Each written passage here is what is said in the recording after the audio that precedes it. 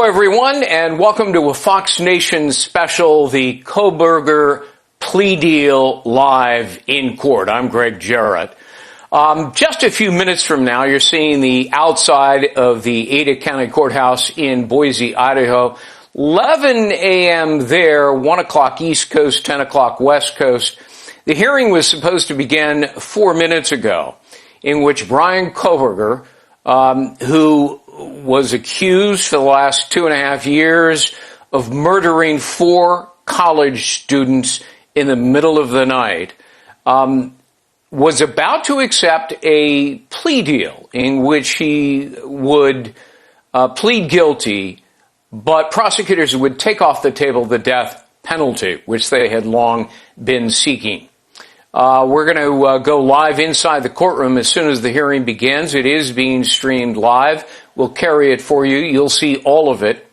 But here now to unpack the stunning turn of events and Brian Kohberger's fate is Neama Rahmani, who is a former federal prosecutor and president of West Coast Trial Lawyers. David Gelman joins us, former prosecutor and defense attorney of Gelman Law. Nicole DeBoard, criminal defense attorney and former prosecutor. So all of you have the exact same backgrounds and you're, excellently qualified guests. Neama, let me begin with you and we'll just sort of start with the basic questions before we dip into the hearing live. If prosecutors had such a powerful, overwhelming evidence of guilt kind of case, why agree to the plea?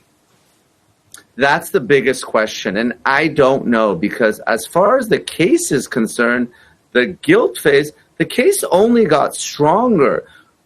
As the case progressed, we got Kohberger's Amazon purchase and search history where he bought the murder weapon. We saw that infamous bathroom selfie the morning after the murders that seemed to corroborate surviving roommate Dylan Mortenson's account of the killer having bushy eyebrows. And of course, just last week, the judge denied the request by the defense for a continuance, saying that they didn't need more time and that additional time wouldn't necessarily solve the issues of pretrial publicity, but importantly, really gutted their defense because the judge said there's no real evidence of these other killers, these 4 individuals, and prevented the defense from putting that on. So this just leads me to speculate that maybe one of a few things happened. I think the most likely is that this Dateline episode that the judge was concerned about violating his gag order, that somehow the judge would find prosecutorial misconduct and potentially take the death penalty off the table. We saw that recently in another high-profile Idaho case, the Lori Vallow case. Or the government didn't want to deal with the mandatory state and federal appeals in a death penalty case, or something had come out, not in the guilt phase, but maybe a penalty phase related to mitigation. We know about Kohberger's autism, but maybe something else came out that led the prosecution to believe that jurors may find mitigation and not return a death sentence. Neama, I think those are all great explanations. David, what do you think about that? I mean, I certainly understand prosecutors in other cases say, look, we're avoiding the trauma of a grisly trial that would be revisited inside the courtroom. That would be difficult for everyone, especially family members of the 4 victims. There is the cost, of course, involved. But, Idaho has problems with the death penalty. There's a guy that's been sitting on death row for more than 4 long decades. So when you factor in a conviction here that would have triggered innumerable appeals and maybe a wait for 4 decades, this just sort of puts it behind for everyone, although, of course, a couple of family members of the victims don't agree with it at all. Your thoughts? Yeah, Greg, you're exactly right. Look, it's like going to the casino and gambling, okay? You might win, and if you win, you're going to get a guilty verdict and you're going to get potentially the death penalty. But if you lose, Brian Kohberger, he's going to go home. And who wants that to happen? I know the families don't want that. I know the state doesn't want that. So you have a bird in the hand. You got to take that win. And look, I understand that certain family members are not happy with this situation. But you know what? They're never going to be happy with it. It doesn't matter. You're the kid. They're the college people, the college individuals. They're never going to come back. And I hate to say that, but it doesn't matter what you do.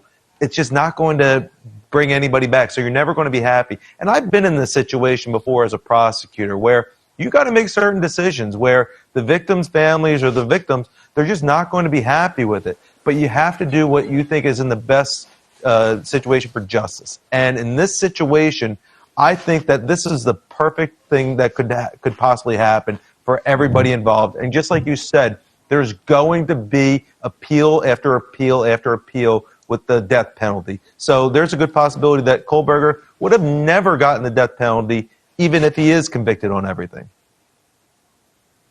You know, Nicole, David and Neama both make powerful arguments that justify this plea deal. But what surprises me the most is reportedly a part of that deal is that there will be no typical what's called allocution, in which there's a full confession by Kohberger, in which he explains how he did it, why he did it, and, for example, where's the murder weapon? How did he dispose of this huge knife that he used to murder these people? I think that also incenses the family members of the victims. What do you think about the lack of a full confession here?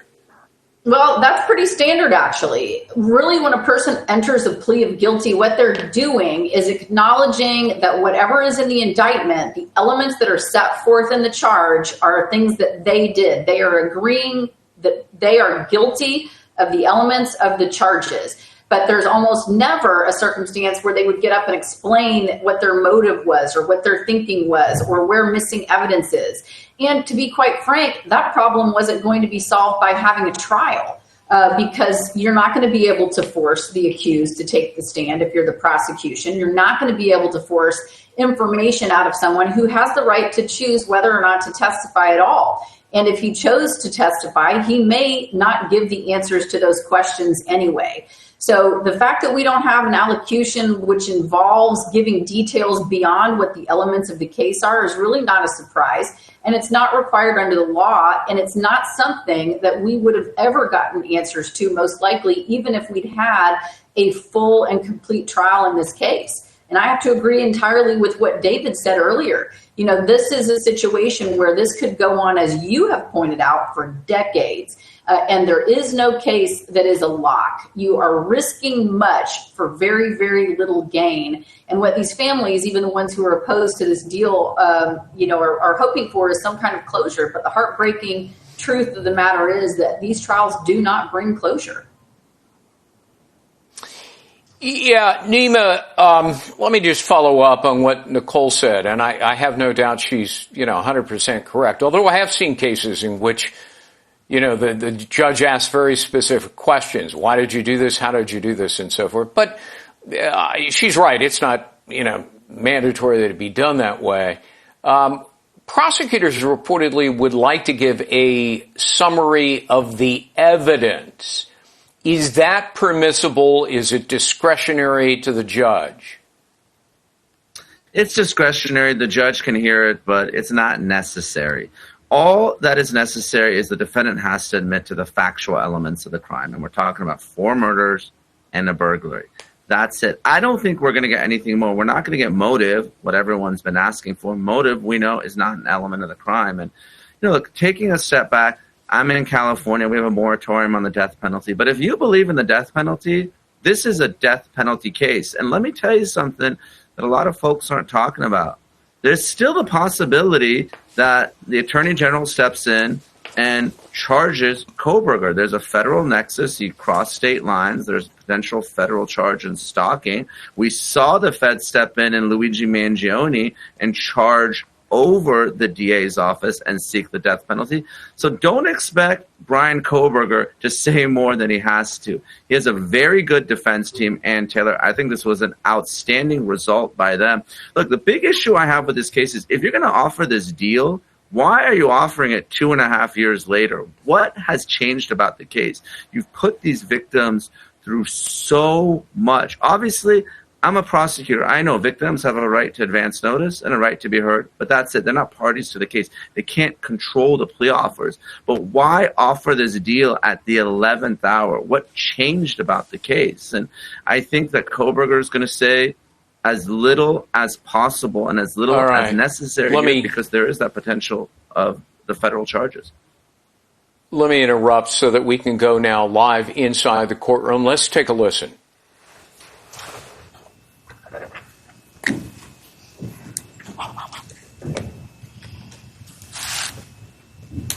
All right. So because of the plan to bring in so many jurors to fill out questionnaires, I had ordered that no other trials could take place in this courthouse the week of July 22nd. And so we will use that in terms of the sentencing date because of what I'm sure will be the significant interest of the media and the public and the logistics that will be required to make that happen. Without trials going, it'll be a lot easier to do that. So let's pick that week. Why don't we pick July 23rd with the idea that if for some reason we don't finish, we could continue into the 24th. We'll start at 9 in the morning. Does that give your team enough time, Sandra? 9 in the morning? All right. Any concerns with that date? No, Your Honor. Thank you. No, sir. All right. And so the hearing comes to a close, just finishing up some housekeeping there about the upcoming sentencing.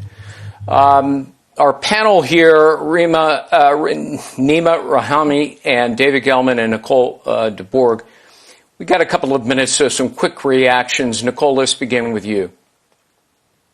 I think it went exactly as it should. I thought the judge did a great job of explaining exactly how the court is supposed to proceed in these circumstances and the limitations that a judge has on whether or not to accept or decline a plea. I thought that was extremely helpful, and I'm glad that he took the time. All right, David, very quickly, how about you? Couldn't agree more with Nicole. I thought the judge did a fantastic job of laying everything out there. And look, this is a plea hearing. It went exactly as it should go.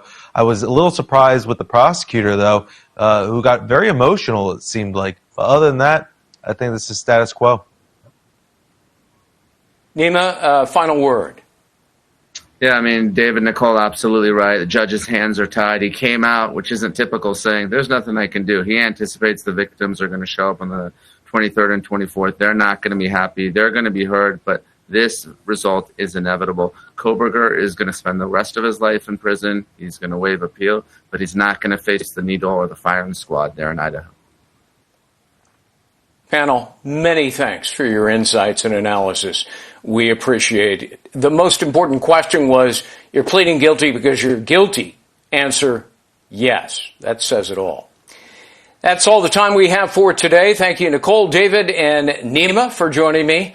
And thank you all so much for tuning in. I'm Greg Jarrett here on Fox Nation. See you next time.